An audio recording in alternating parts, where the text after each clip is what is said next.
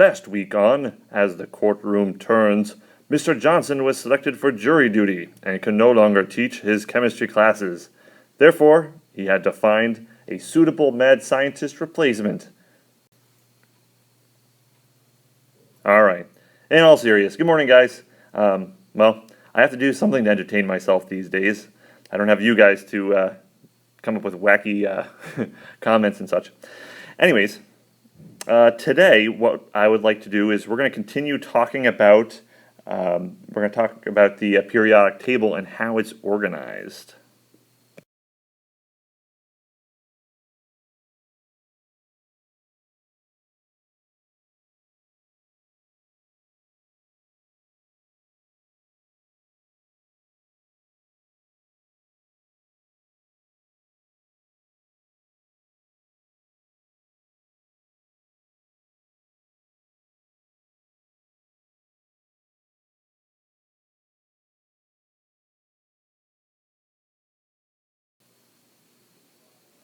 To get us started thinking about the periodic table, we're going to throw a couple of new elements into the equation. So we have silver with an atomic mass of 107.9 and gold with an atomic mass of 197. Okay, those are arbitrary units at this point. We'll talk more about them. So we can see from this that silver is a bit heavier than gold. What I'd like you guys to think is, based on the masses, just like Mendeleev did, I want you guys to predict where would silver and gold go in this periodic table. Take about 5 minutes or so, just jot down a couple of ideas, the first thing that comes to your mind, and some sort of reason for why you put that there. So, I'll give you guys about 5 minutes.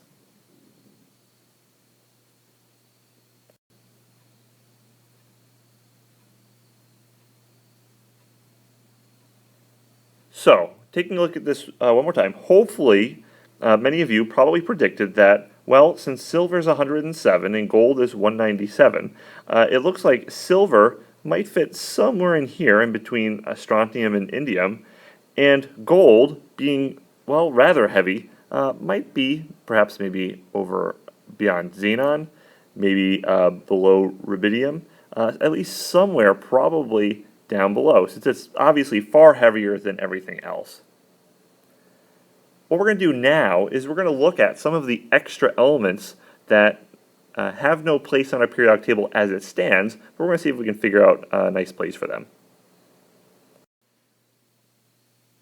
To get started, you guys will get a paper that says Breaking the Code in a nice green, sort of minty color, and some of the created table cards.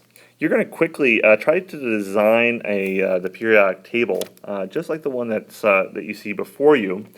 And then what you're going to do is we're going to continue making some patterns based on the elements that we have. You will also get a green periodic table of elements that we will use to help us. So, once you have the green Breaking the Code paper and the green periodic table, I want you to get back into the same groups that you had yesterday. Grab a deck of Create a Table cards, and I'm going to have you guys get started with that. Hopefully, after doing it yesterday, it should go a little bit faster today. And I'll give you guys, we'll aim for half an hour, see how far we can get with that.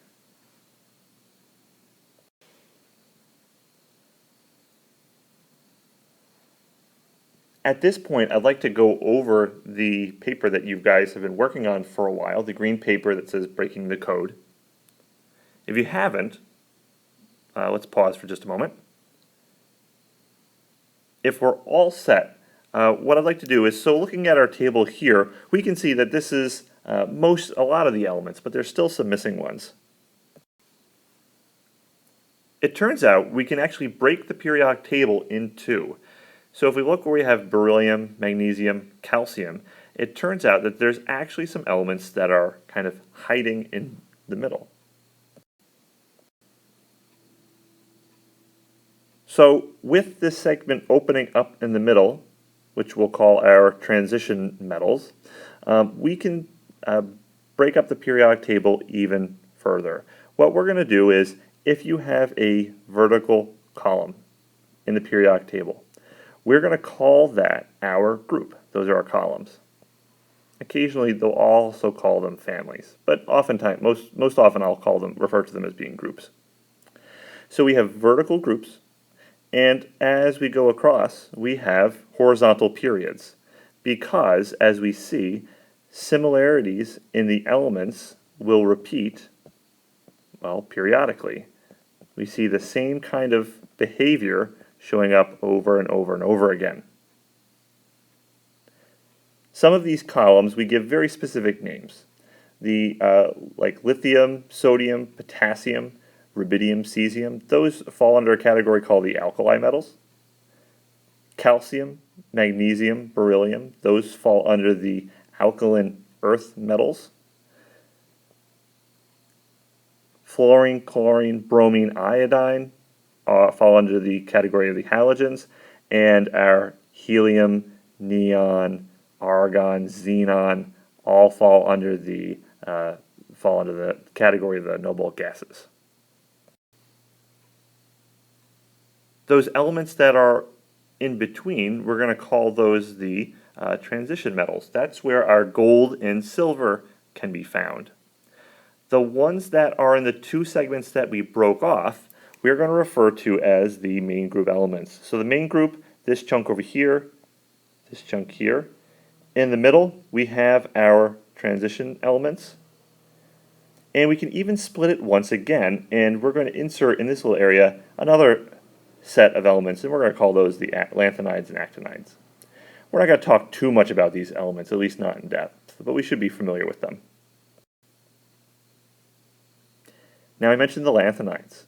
Technically, the lanthanides are going to exist, again, right in between this group of main group elements, our alkali metals and alkaline earth metals, our transition metals, and our other main groups. Now, this is what the periodic table should look like, but we don't do that, mostly because it's fairly ridiculous. So what we usually do is we take the rare earth elements, the lanthanides and actinides, and just kind of show them off below, just to make it a little bit more of a reasonable table to work with. We can see that, based on this graphic, most of the elements on the periodic table actually turn out to be solid at room temperature, a very large majority of them. We can see that the exceptions, we have hydrogen, which is sort of an oddball on that side of the periodic table, and things on the far right, including the noble gases. So those are often in the gas, usually in the gas phase at room temperature, and then there's a few sort of unusual ones that tend to be liquid at room temperature. These include elements like bromine, gallium, and mercury. Some of you are probably familiar with mercury being that metallic liquid that's most famous.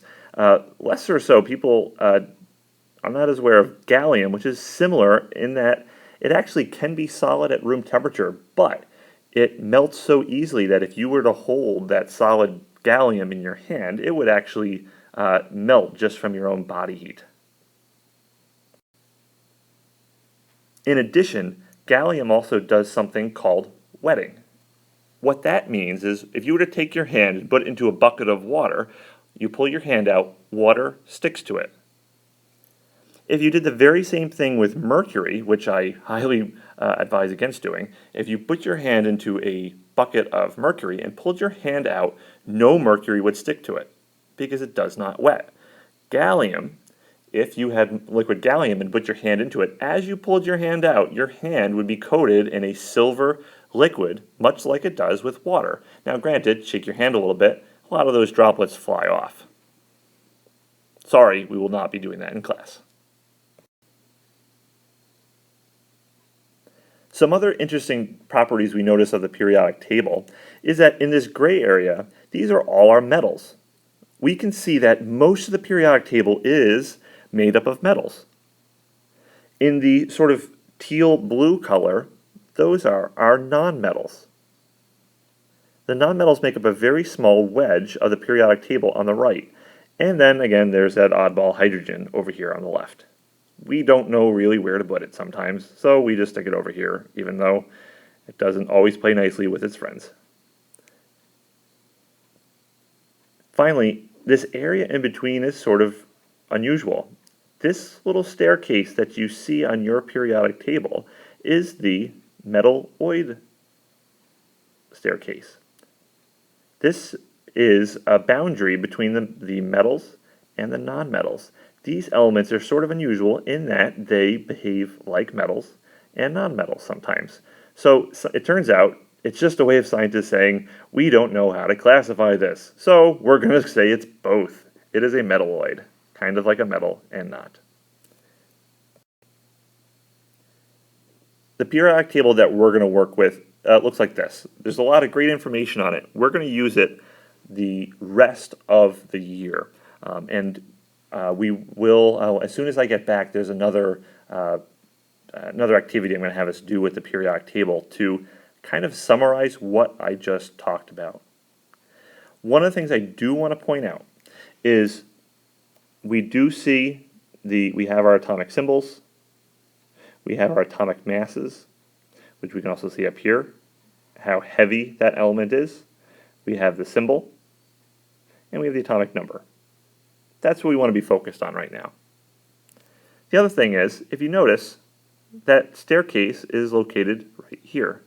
Anything that touches a full side, or a full two sides, I should say, of this staircase, we'll call a metalloid, which includes boron, aluminum, silicon, germanium, arsenic, antimony, tellurium, polonium, acetine, and, well, we're not sure what's going on down here, so we'll leave that blank for now.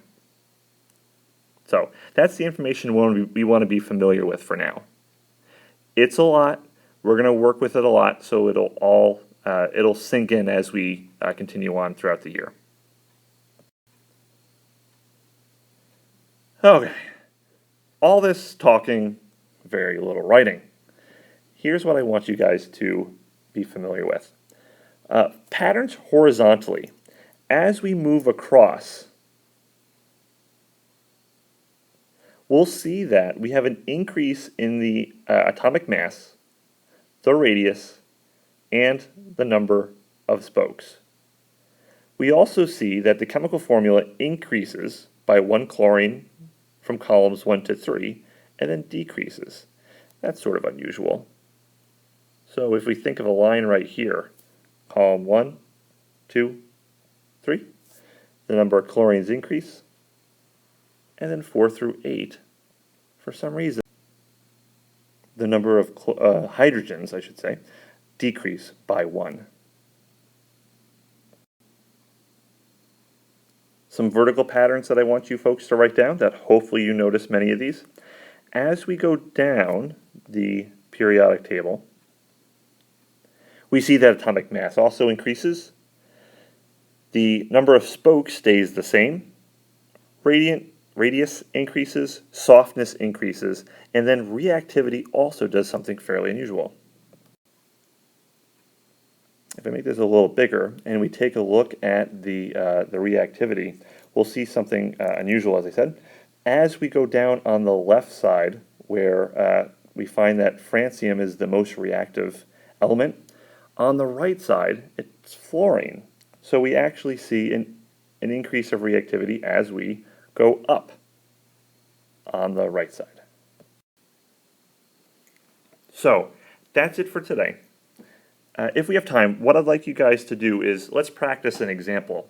So based on what you guys have already learned, if you look up silver on your periodic table, I want you to see if you can use these two cards for copper and gold to see if you can come up with what the card of silver might look like. So take just a couple minutes and draw what you think the card would look like in your notebook.